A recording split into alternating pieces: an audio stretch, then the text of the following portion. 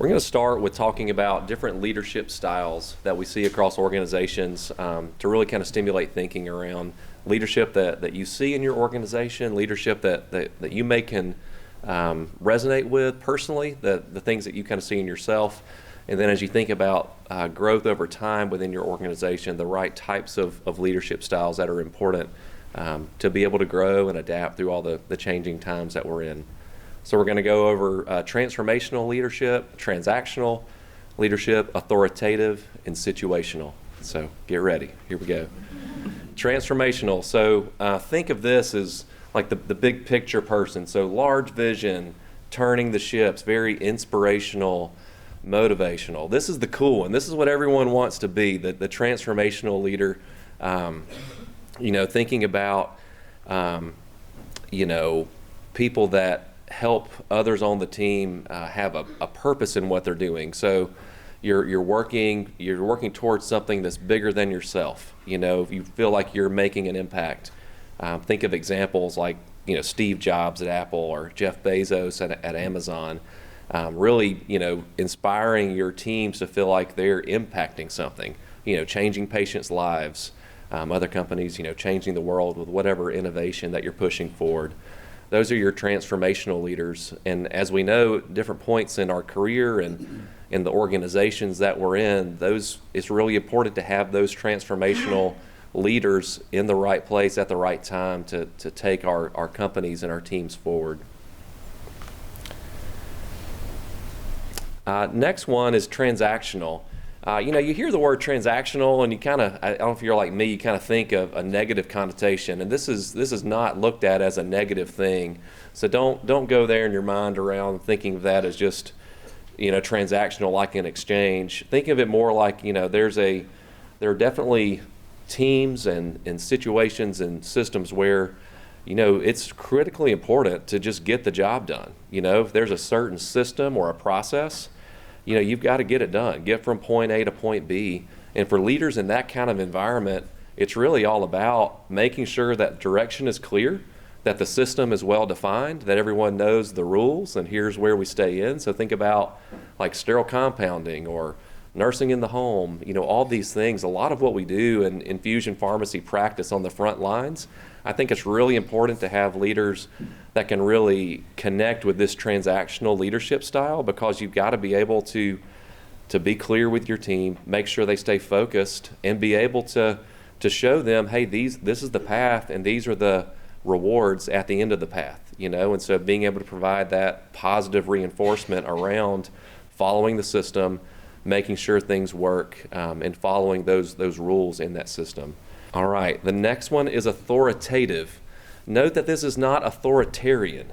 Authoritarian is, some would say, the bad one. That's the do as I say, type of leadership there. To kind of put authoritative side by side with authoritarian, authoritative might be come with me, and authoritarian may be go do this. So authoritative is more of coming alongside your people, rolling the sleeves up, getting in there, doing the work, having that clear vision. So having that vision forward that you can communicate, having confidence, but really being able to get in the trenches with the team and move things forward. I think it also really builds important relationships with your team, because when you're able to be in the trenches with folks, you build a lot of trust and respect for each other, and that's such an important part of growth and development.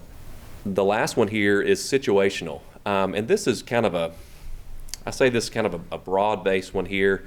It's very adaptive based on the needs and the type of team and an audience. So maybe if you're a leader and you lead two different teams, like maybe you wear several different hats, shocker, right? Don't we all wear lots of hats in our career? If you wear a lot of hats and you have separate teams, maybe you have to employ transactional leadership in one part of your team and authoritative in a different part. Situational leaders are those that can adapt and employ those different leadership styles when the situation demands those. Really important during times of organizational growth and change. When things are changing, you've got to be able to adapt to that situation, and situational is really applicable there. It says short-term versus long-term. So what I mean by that, it's not that the long-term is not important, but those situational leaders are hyper aware of like, all right, how is this going to impact this team or that team in the short term, like in the next month or 2 months or 6 months or in the next day or week, to get the job done. That you may have the long term in the back of your mind, but you're focusing your efforts from a leadership perspective on taking care of the short term needs because you're adapting to the situation based on what the short term demands. My leadership experience when I started at Excelicare as the Vice President of Nursing consisted of 2 direct reports in the previous 10 years and no direct reports in the previous 15. So not a deep well of leadership experience to build on. And on January 1st, 2018, the day that will live in infamy, I didn't sleep a lot after that day, I became responsible, the leader of a hierarchy of 500 nurses. And so I was leading while I was learning to lead. And I think a lot of us find ourselves in that situation. And so for me, mentoring was everything. Being mentored was everything. So earlier in my career, before I was a leader of people, I was an individual contributor. And not having leadership authority, I had to convince people to do what I needed them to do. So I was the ultimate internal salesperson. And I had mentors who helped me with that, how to convince others to do what you need them to do, because you can't tell them to do it. But I also had clinical mentors who helped show the way for clinical expertise and knowledge and creating that foundation of knowledge that everyone in home infusion needs to know in order to develop that in our teams. So I'm going to flip to my next slide, and this is characteristics of an effective leader. You have to have these to mentor it in others, right? Mentoring a future leader, it's not training them how to do the job. It's really helping them identify and cultivate these characteristics in their own practice, in their own work. The Center for Creative Leadership is a great source of information about leadership. I have a link at the bottom of this slide. It's on several of the slides. If you don't have access to a lot of leadership resources within your organization, this is a great place to start for your own leadership development. One of the characteristics I want to talk about for you as a future mentor of others that is critically important is self-awareness. You have to have self-awareness about your own strengths, your own weaknesses, so that you can work on those in order to contribute that same growth and development with others. It's unlikely that anyone is going to be strong in all of these. In helping your team member understand where their strengths are, where their opportunities are, will give you a focus for your mentoring, and it'll give them a focus for their self-development. So integrity, doing the right thing, that's got to be the center of it all, the foundation for effective leadership. The ability to delegate, that's a weakness of mine, something I always work on. That's not just freeing yourself up so that you have less to do, it's actually developing others through the addition of responsibility and understanding when someone is ready to take on those new responsibilities. Communication. There are so many modalities of communication. As leaders, we're probably effective at a couple of them. Some are excellent written communicators. Others are really good at verbally conveying their messages. Some are good at both, but there's usually some opportunity to improve along our communication pathway. But probably the most important factor in communication for a leader is your ability to listen, and just taking the time to listen to your team, to listen to your employees that you're mentoring, to hear where they are in their pathway for leadership development and growth so that you understand what their needs are. We make a lot of assumptions about people, especially as a leader. If you have a big team, then it's tempting to make some quick assumptions and judgments and kind of do what you need to do to get through your day every day. But taking the time to listen to your team will make you a more effective leader and mentor and contributing to their development. Progressive responsibilities that require leadership skills are also a really effective way to develop a future leader. So even an individual contributor, someone who isn't formally in a leadership position, I have a lot of experience with that. They really are leaders in many ways, in projects that they do and the work that they do within the organization. And giving them progressive responsibilities will cultivate their leadership skills even if they don't have a team or any people to lead. Self-confidence. Self-confidence is tough to develop in others, right? It's really an internal trait that has to come from your own sense of worth and value and contribution to the organization. But you can cultivate that in others by recognizing their contributions. And by recognizing their contributions, and not just to them, that's part of the gratitude, right? But within your organization, calling out what value they bring, telling other leaders what they've contributed to a project or to a task, that builds their self-confidence. And finally, project and team leadership. This is where individual contributors have the greatest opportunity to exercise their leadership skills. I'm blessed to work for a very large organization that has a formal project management program. And in some ways, it has probably kept me from having to learn effective project management skills because we have these incredible project managers who keep us on task, lay out all the requirements for a project we're trying to complete, the timeline, hold people accountable. But there are dozens of small projects we do that we're responsible for all the time. And if we don't have organization and time management skills, an ability to track what we're doing, when we expect to accomplish it, how we can communicate our results on an ongoing basis to the leaders who are paying for the project or the program or expecting the results.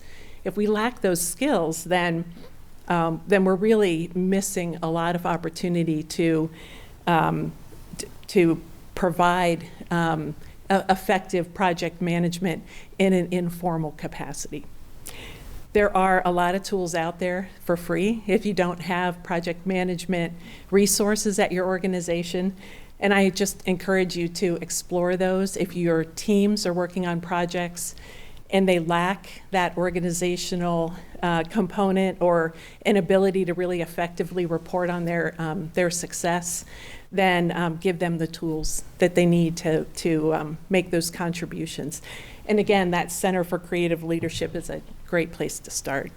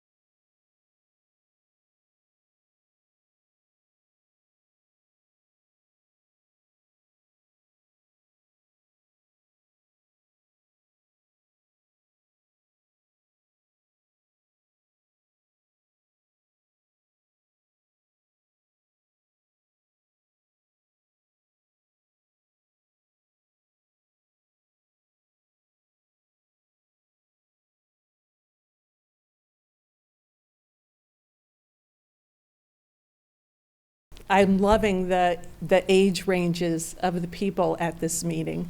I see so many new, young clinicians, leaders, and I also see so many colleagues from my NHIA days who are retired and still here because they have so much to contribute. So